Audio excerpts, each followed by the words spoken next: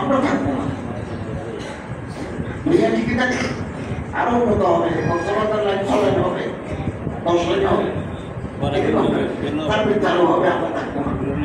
অতএব আমরা কবরের সামান জোগাড় করি, কবরের সামান 5 ওয়াক্ত নামাজ আমরা জামাতের সাথে পড়ব, 5 ওয়াক্ত নামাজ প্রতিদিন অল্প করে হলেও পড়া শিখব।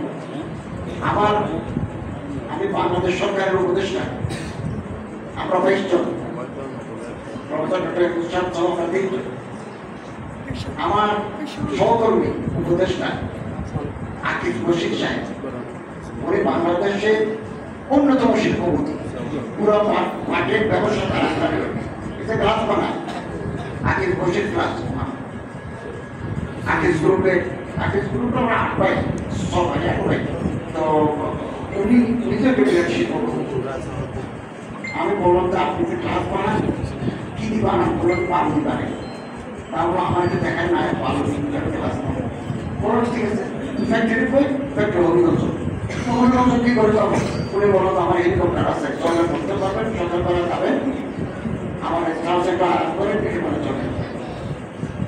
এই মানুষটা এত বড় ব্যক্তি, এই মানুষটা সকালবেলা কোরআন শরীফ তেলাওয়াত ছাড়া মন্ত্রণালয়ে আসেন না। এবং আমরা যখন মিটিং করি, নামাজের সময় হলে উঠে গিয়ে নামাজ আদায় করে আমরা আসেন। অর্থাৎ তারা রাষ্ট্র পরিচালনা করেন, তারাও যদি নামাজের পাবন্দি করেন, আমাদের তো অবশ্যই নামাজের পাবন্দি করতাম।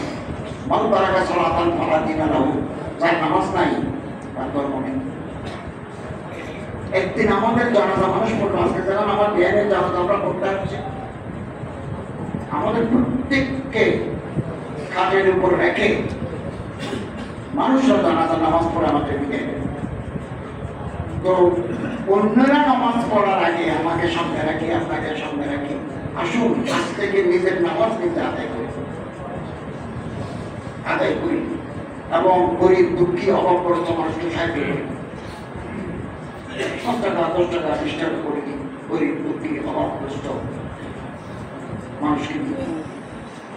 আমি যদি ঢাকা কলেজে, সরকারি কলেজে একটা অনুষ্ঠান রেখেছি, 50 জন স্টুডেন্টকে আমি আমার মন্ত্রণালয় থেকে বৃত্তি দিয়েছি একটা বিভিন্ন জায়গায়।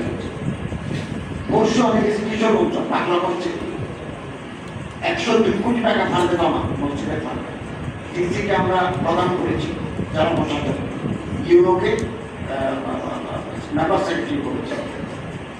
আমরা একটা মাল্টি স্টোরেজ কমপ্লেক্স করতে যাচ্ছি এবং আমি ওনাকে বলেছি গরিব দুঃখী বিধবা অভাবগ্রস্ত,